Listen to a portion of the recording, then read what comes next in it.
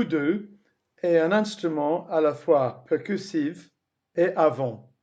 On pose l'oudou sur un coussin pour éviter les vibrations. C'est un instrument africain. Il y a différentes formes et tailles.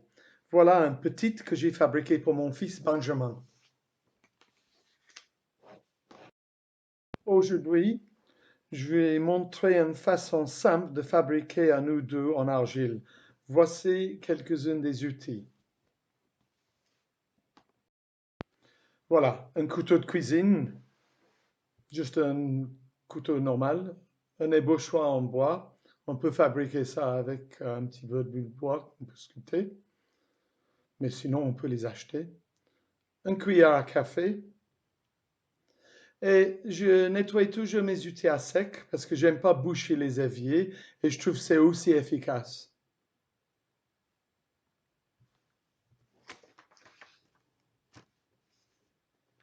Après, il y a un fil pour couper le fromage, donc c'est bien pour couper la terre. Une mirette, ça c'est très bien si on fait les trous où on veut creuser. Il y a les différentes tailles.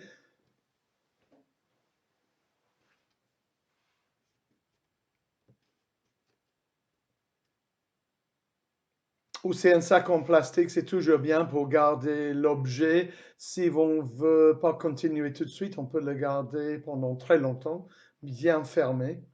Donc, une manche à balai, ça c'est pour rouler la terre. Un petit bout de bois pour tapoter. Un petit bout de scie à métaux et un couteau.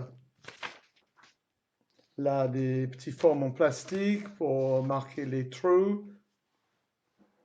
Et après, des rails si on veut faire des plaques. Et aussi des petits bouts de bois comme ça, c'est toujours pratique. Là, c'est un mirette pour faire les grands boudins.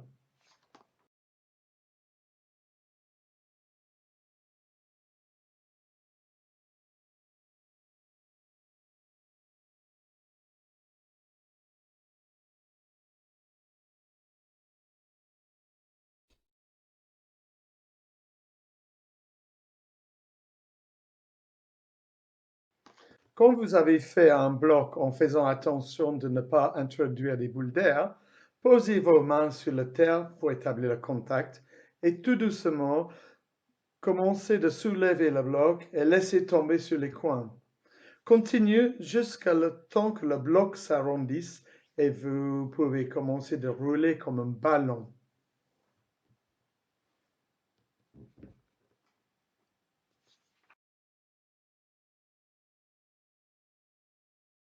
Quand je travaille avec les gens qui ont des difficultés de coordination, j'utilise des fois des moules. Donc voici un moule en plate que j'utilise parce qu'il est bien arrondi à l'intérieur et ça aide les gens à vraiment garder la forme.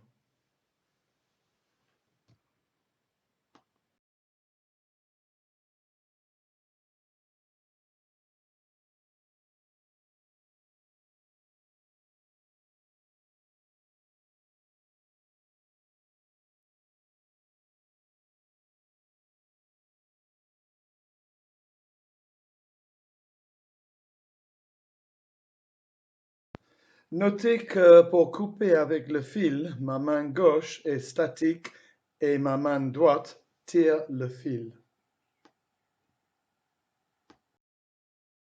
Ici, je marque l'épaisseur de la paroi qui est environ 1 cm. C'est un peu épais, mais ça leur permet aux gens avec des difficultés de coordination d'avoir plus de rigidité et aussi ça leur donne plus de marge quand on arrive aux finitions.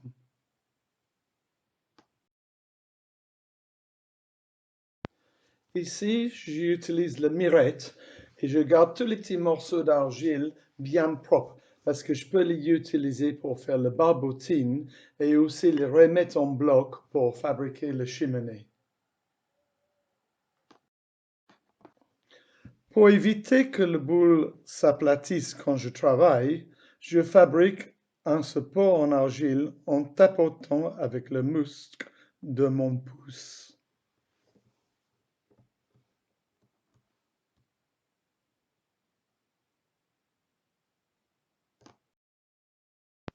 Si je fais cet atelier souvent, je prépare plusieurs supports comme cela en plate. Cela aide les personnes qui ont du mal à manipuler de l'argile, par exemple les enfants, les personnes âgées ou les personnes avec les problèmes moteurs. Ici, je mets un petit plastique pour que ça ne colle pas. Et là, maintenant, je peux continuer de creuser confortablement.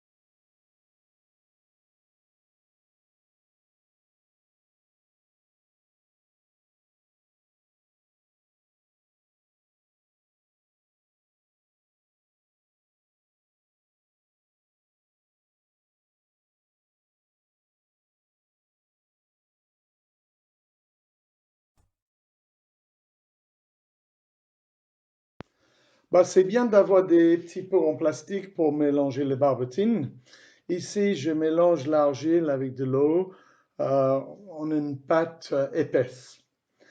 Je vais aussi remplir le boule avec des boulettes de papier de journal, ce qui va rendre tout l'objet beaucoup plus solide et faciliter le travail de finition. Le papier peut rester à l'intérieur parce qu'il va disparaître à la cuisson.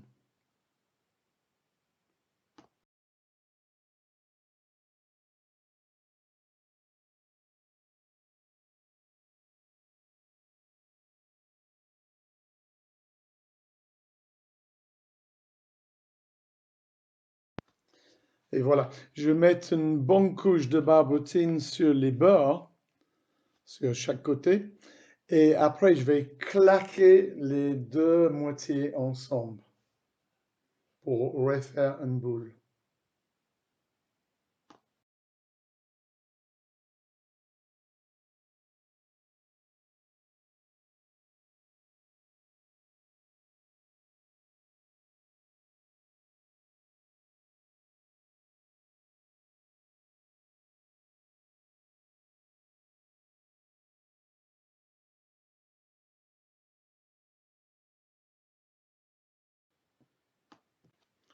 Maintenant, je veux que ça colle bien ensemble.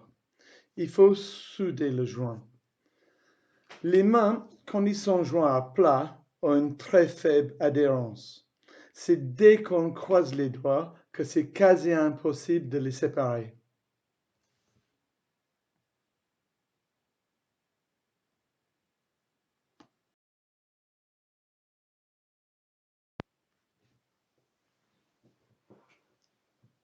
C'est avec un ébouchoir que je vais souder ces joints. Je vais faire les mouvements verticaux, tout droit,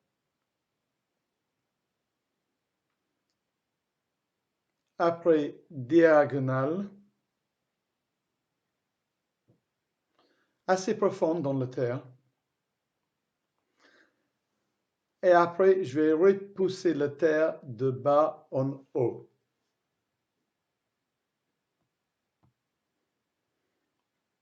Et je vais faire ça sur tout l'ensemble, tout autour de mon petit ballon.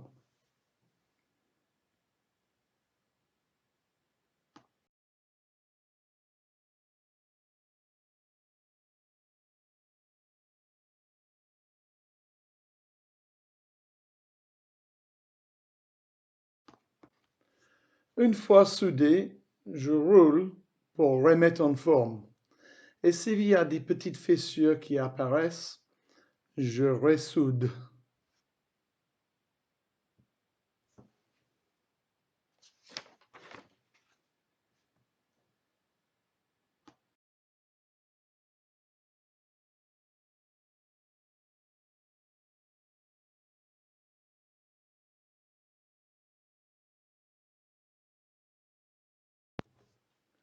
Je tapote. tout doucement, et ça va aider à affermir l'argile.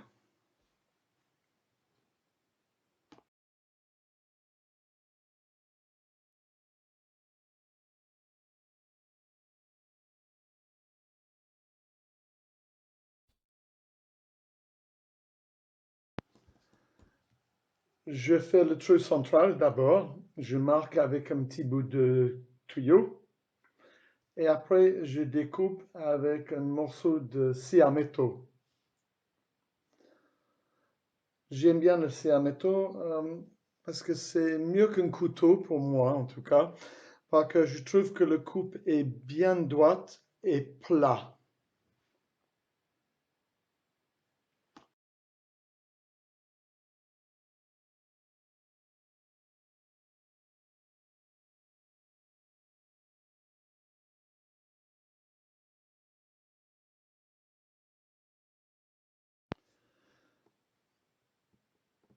Je marque aussi un emplacement pour le trou de la cheminée en haut du hublot.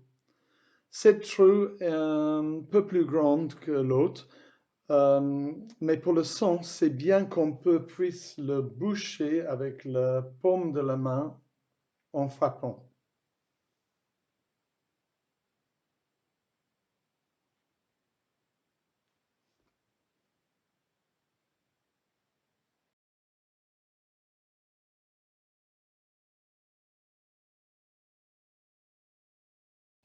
Pour la méthode plaque, mettez en bloc tous les petits chutes d'argile, bien taper et éliminer les boules d'air. Vous pouvez continuer de taper avec la main sur une bâche en plastique.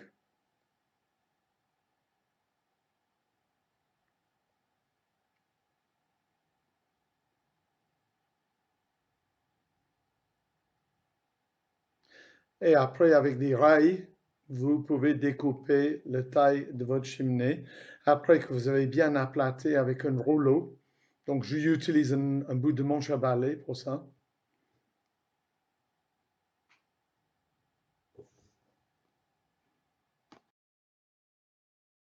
Comme dans tout travail d'argile, tous les parois devraient avoir la même épaisseur pour que cela sèche de façon homogène.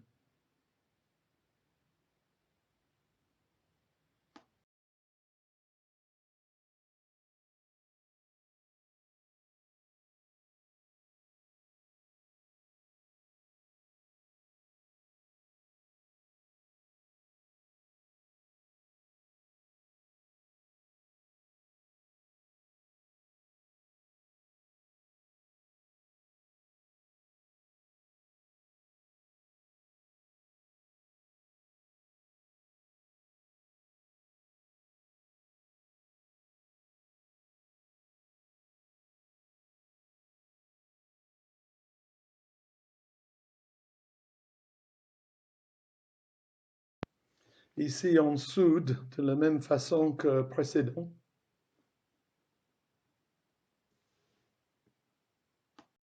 Maintenant, la technique colombin. En général, les enfants aiment bien faire les colombins. Former des colombins avec les deux mains, doigts écartés, roulant à partir du centre en allant vers l'extérieur. Vous pouvez aussi faire un colombin avec une mirette qui est tout à fait ronde. Et ça, c'est bien pour les gens qui ont peu de mobilité.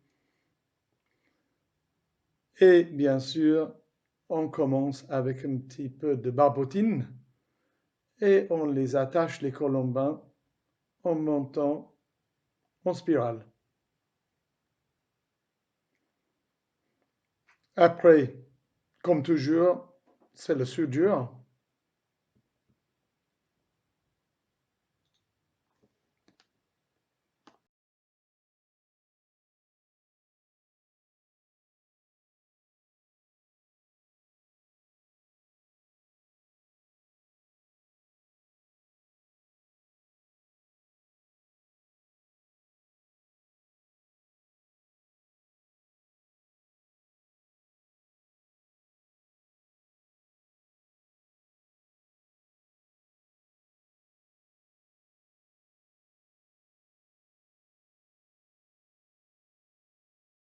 Pour découper le haut de la cheminée, prenez un support de la bonne hauteur, un bout de rail et un morceau de scie à métaux.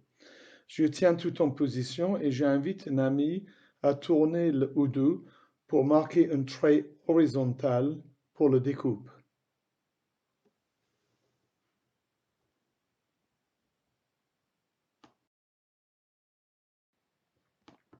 Pour fabriquer un houdou avec un enfant, il faut prévoir parfois plusieurs séances. Ce n'est pas grave si le houdou est placé sur sa base à l'intérieur d'un sac en plastique, bien fermé hermétiquement. Il peut être stocké pendant plusieurs semaines sans problème. N'oubliez pas de mettre le nom de chaque enfant sur chaque sac.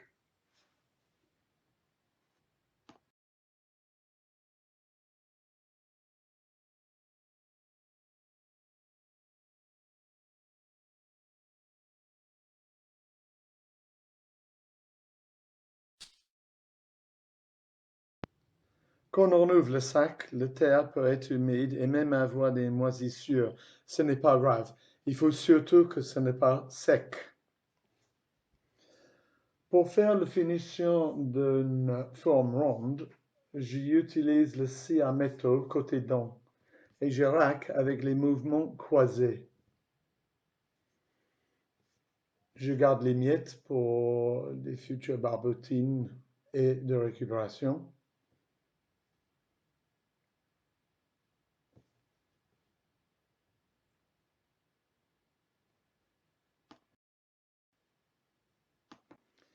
Ici, je vous montre l'efficacité du raclage avec la lame de scie à métaux. Je fais un petit trou et après quelques raclages, tout est rond de nouveau, sans bosse.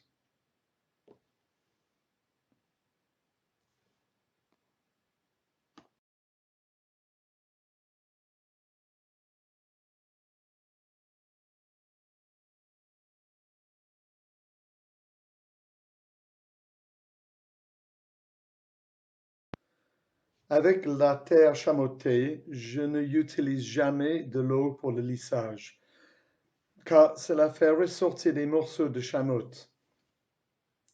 Par contre, je vais utiliser le dos d'une cuillère à café, bien lisse, et avec chaque mouvement, je repousse les chamottes à l'intérieur.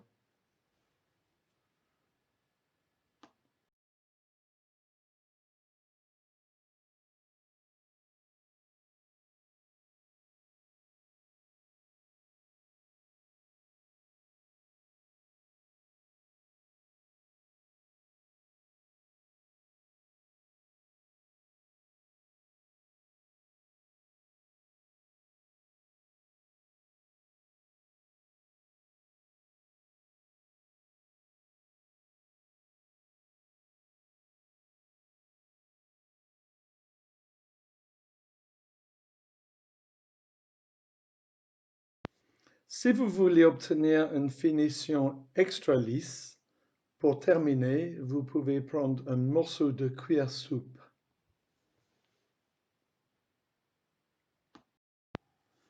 Personnellement, j'aime bien garder des espaces rugueux et lisser d'autres, mais on va voir cela à la prochaine étape.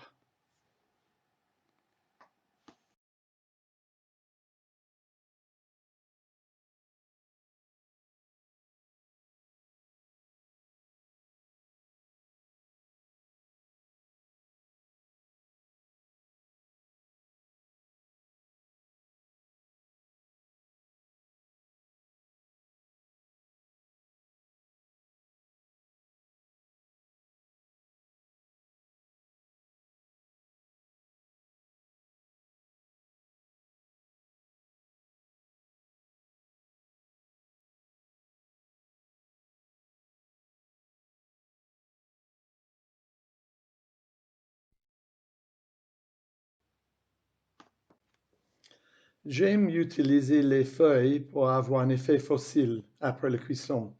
Vous les appliquez et laissez-les en place. Après la cuisson, le trace restera. Tout ce qu'on applique doit être combustible. En fait, vous pouvez utiliser toutes sortes d'objets pour faire des empreintes.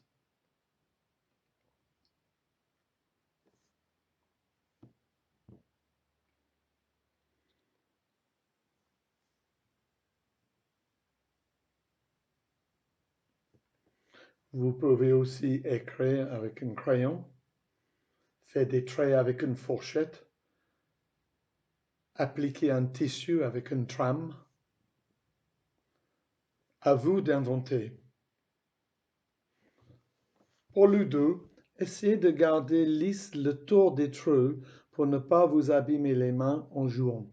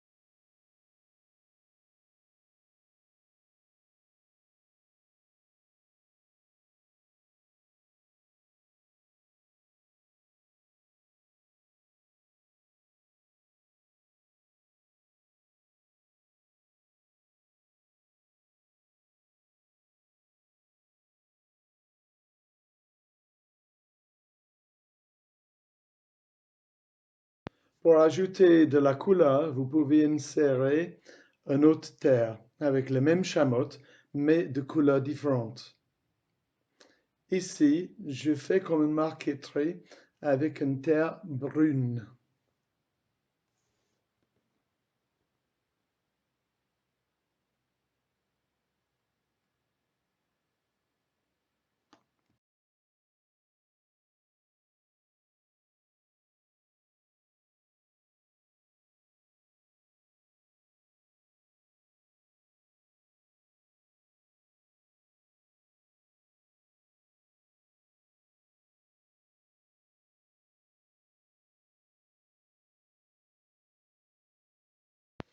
Si vous n'aimez pas votre marqueterie, passez avec le dos de la cuillère et la couleur s'éclatera sur la surface et donne un effet très sympathique.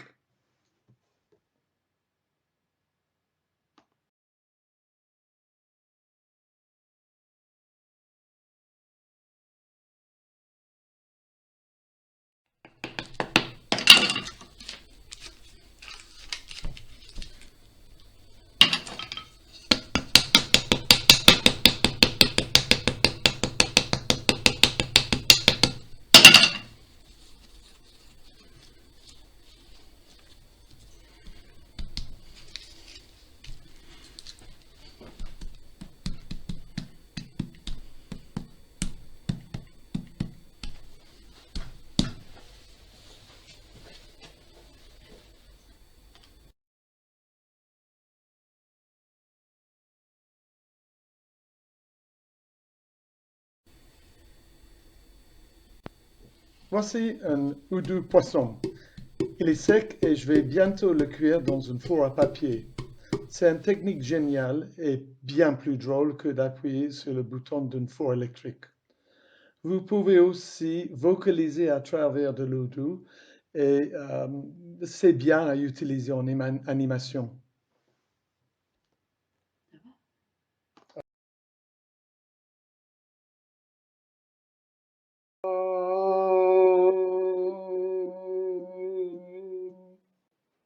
J'espère que vous avez bien aimé cette petite animation pour comment on fabrique un houdou d'une façon vraiment simple. Si vous avez bien aimé ça, allez sur ma place sur YouTube, donc Jeff Troll, et vous allez voir, j'en ai pas mal des autres ateliers, des idées où vous pouvez utiliser l'art pour peut-être vivre mieux et aider les autres à vivre mieux. Merci beaucoup et à bientôt.